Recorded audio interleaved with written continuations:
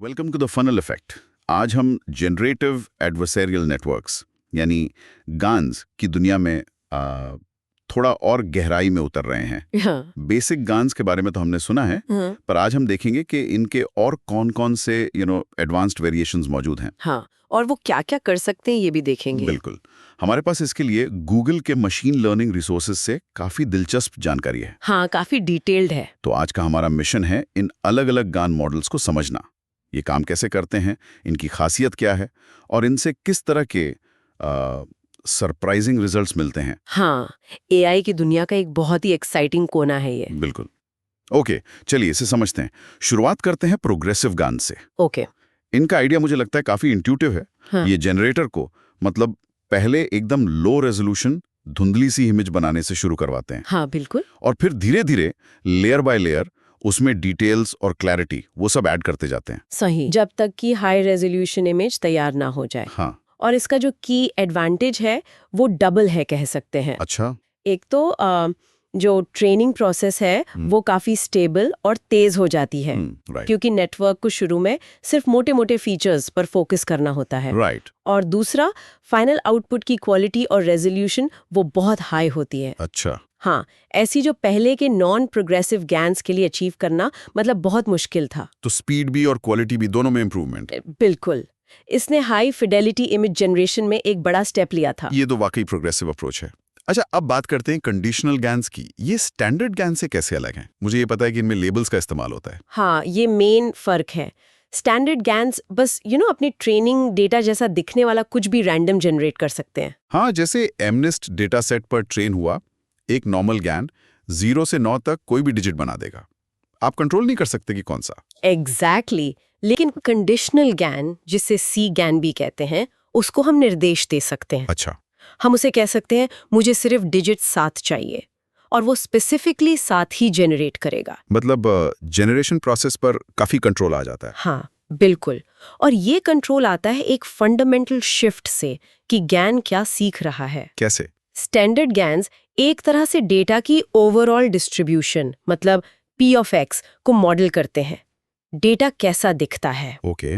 Conditional GANs सीखते हैं conditional probability distribution यानी P of X, Y। P of X, Y मतलब अगर लेबल Y दिया गया है तो डेटा X कैसा दिखना चाहिए। अच्छा। मैथमेटिकली सुनने में शायद थोड़ा कॉम्प्लेक्स लगे, पर इसका मतलब है कि गैन अब सिर्फ डेटा जनरेट नहीं कर रहा, बल्कि दिए गए कंडीशन या लेबल के हिसाब से स्पेसिफिक डेटा जनरेट कर रहा है। टारगेटेड जनरेशन, ये टर्म इसे अच्छी तरह कैप्चर करता है। बिल्कुल, ये बहुत बड़ा बदलाव था जब ये कॉन्सेप्ट आया। हाँ, लगता तो है।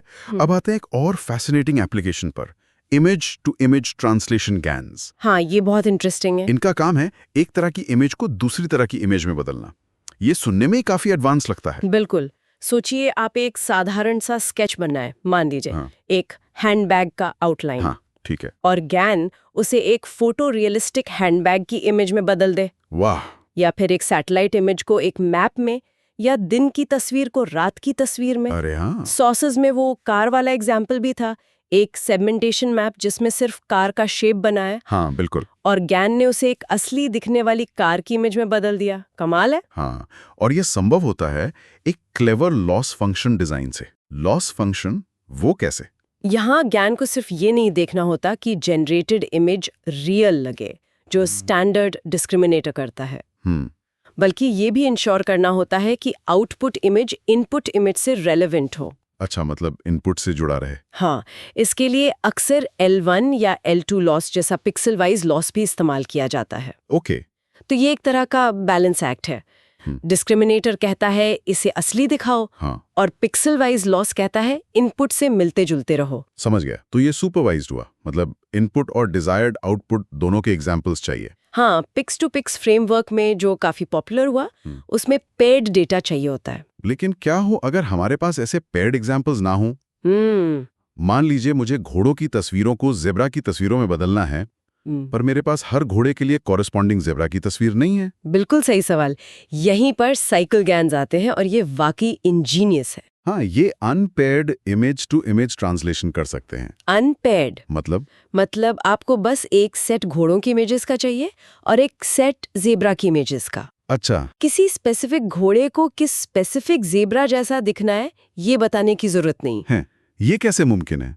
बिना डायरेक्ट कंपैरिजन के सिस्टम कैसे सीखता है? ये साइकिल कंसिस्टेंसी लॉस नाम की एक चीज इस्तेमाल करता है। बड़ा इंटरेस्टिंग फंडा है। Cycle consistency. हाँ, आइडिया ये है कि अगर आप एक घोड़े की इमेज को जेब्रा में ट्रांसलेट करें ठीक है। और फिर उस जेनरेटेड जेब्रा को वापस घोड़े में ट्रांसलेट करें ओके। तो आपको ओरिजिनल घोड़े की इमेज वापस मिलनी चाहिए। अरे वाह, मतलब ए से बी गए तो बी से वापस ए आना चाहिए। एग्जैक्टली यही cycle horse zebra horse consistency बनाए रखने के लिए गैन को ट्रेन किया जाता है। अच्छा। इससे गैन सिर्फ सरफेस फीचर्स जैसे रंग बदलना नहीं सीखता, बल्कि इमेज के कोर स्ट्रक्चर को प्रिजर्व करना भी सीखता है। कमाल का आइडिया है। इसने तो इमेज ट्रांसलेशन की पॉसिबिलिटीज को बहुत बढ़ा दिया होगा। हाँ बिल्कुल, उन एरियाज में जहाँ पेयर्ड डेटा मिलना लगभग नामुमकिन है, जैसे आर्टिस्टिक स्टाइल ट्रांसफर या ऑब्जेक्ट ट्रांसफिगरेशन। अच्छा, इमेजेस से हटकर कुछ और देखते हैं। क्या गैन्स टेक्स्ट के साथ भी काम कर सकते हैं? जैसे टेक्स्ट टू इमेज सिंथेसिस। हाँ बिल्कुल, ये एक और एक्साइटिंग एरिया है। यहाँ इनपुट एक टेक्स्ट डिस्क्रिप्शन होता है और आउटपुट एक इमेज होती है जो उस डिस्क्रिप्शन से मैच करती हो। सही। सोर्स में एक उदाहरण था जहाँ गैन को टेक्स्ट दिया गया, this flower has petals that are yellow with shades of orange. हाँ मैंने देखा था। और गैन ने सचमुच वैसे ही फूल जनरेट किया, पीली पंखुड़ियां जिसमें ऑरेंज शेड्स भी थे, मतलब शब्दों से तस्वीरें। ये वाकई प्रभावशाली लगता है। हालांकि ये नोट करना जरूरी है कि उस स्पेसिफिक सिस्टम में जो शायद 2016 का था, हाँ, उसमें ज्ञान किसी भी आर्बिट्रेरी टेक्स्ट से कुछ भी नहीं बना सकता था। अच्छा। वो कुछ प्री डिफाइंड कैटेगरीज जैसे फूल, पक्षी, इनके लिए ट्रेंड था। ओके। और उन्हीं कैटेगरीज में टेक्स्ट डिस्क्रिप्शन के आधार पर वेरिएशंस जनरेट कर सकता था। समझ गया। फिर भी ये टेक्स्ट अंडरस्टैंडिंग और इमेज जनरेशन को जोड़ने की दिशा में एक बहुत महत्वपूर्ण कदम था। आजकल के मॉडल्स तो खैर बहुत एडवांस्ड हो गए हैं। हाँ, ये तो है। तो ये शुरुआती कदम थे टेक्स्ट और इमेज को ब्रिज करने के। अब वापस इमेजेस पर आते हैं, एक बहुत प्रैक्टिकल प्रॉब्लम पर, सुपर रेजोल्यूशन। हाँ, एसआर गैन्स। यानी लो रेजोल्यूशन इमेजेस को हाई रेजोल्यूशन बनाना। जी हाँ, एसआर गैन्स यानी सुपर रेजोल्यूशन गैन्स इसी काम के लिए डिजाइन किए गए हैं। ये ब्लरी या पिक्सेलेटेड इमेजेस लेते हैं और उनमें फाइन डिटेल्स ऐड करके उन्हें शार्प और क्लियर बनाते हैं। हाँ, जैसे पुरानी फैमिली फोटोज को रिस्टोर करना या सर्वेलेंस फुटेज को इन्हांस करना। इसके काफी यूज केसेस हैं। सोर्स में एक अच्छा विजुअल एग्जांपल भी था।